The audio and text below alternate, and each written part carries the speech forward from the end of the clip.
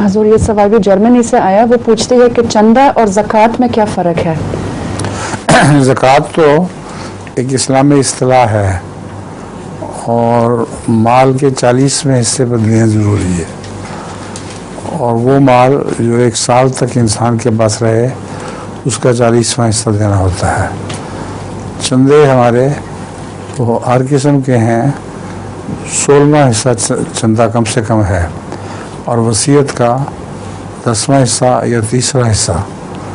تو چندے بہت زیادہ ہیں اور زکوٰۃ سے بھی بہت زیادہ ہیں، مگر زکوٰۃ اللہ تعالیٰ کا حکم ہے، اس کو بھی پورا کرنا چاہیے، اور چندے اپنے طور پر جن دے سکتے ہیں لیں۔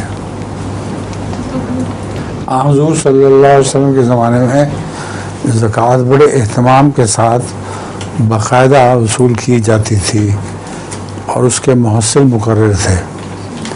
ایک واقعہ دلچسپ ہے اس سلسلے میں کہ حضور صلی اللہ علیہ وسلم کی خدمت میں ایک اعرابی حاضر ہوا اور اس نے کہا اللہ دعا کریں اللہ تعالیٰ میرے مال میں برکت دے۔ اس کے مال میں بہت برکت ملی، ایک وادی سے دوسری وادی تک وہ مال بھر گیا۔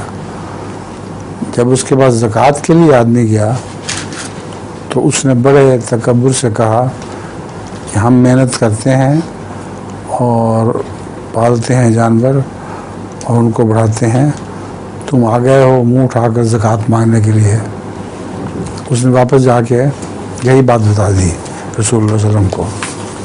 حضور صلی اللہ علیہ وسلم نے فرمایا آئندہ اس سے ہرگز کچھ نہیں لینا، اس کو اپنے حال پہ چھوڑ دو۔ اس کے بعد اس کو خیال آیا اور وہ شرمندہ ہوا، اس نے پھر کوشش کی دینے کی، رسول اللہ صلی اللہ علیہ وسلم نے فرمایا نہیں، ایک دن کا بھی تم سے نہیں لینا۔ اس کا مال اتنا بڑا کہ وادی سے وادی بھر گئی۔ حضرت ابوبکر کے زمانے میں گیا ان کے پاس، انہوں نے بھی انکار کر دیا۔ حضرت عمر کے زمانے میں بھی گیا، انہوں نے بھی انکار کر دیا۔ قاضی کے بالآخر اپنے اس مال کے ساتھ حسرت کے ساتھ مر گیا اور اس سے زکوٰۃ وصول کی گئی۔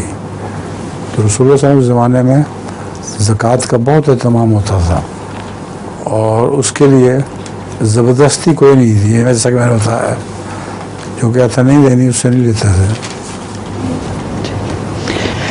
ایک چھوٹا سا بچہ بہت زیادہ تھکا ہوا ہے اور سونے سے پہلے جو دعا کرنا چاہیے تو وہ اللہ میاں سے دعا کرتا، اللہ میاں اب یہ فلاں فلاں پیج ہماری جو دعا کی کتاب میں سے دیکھ لو، میں یہی دعا کرنا تھا۔ کون سی؟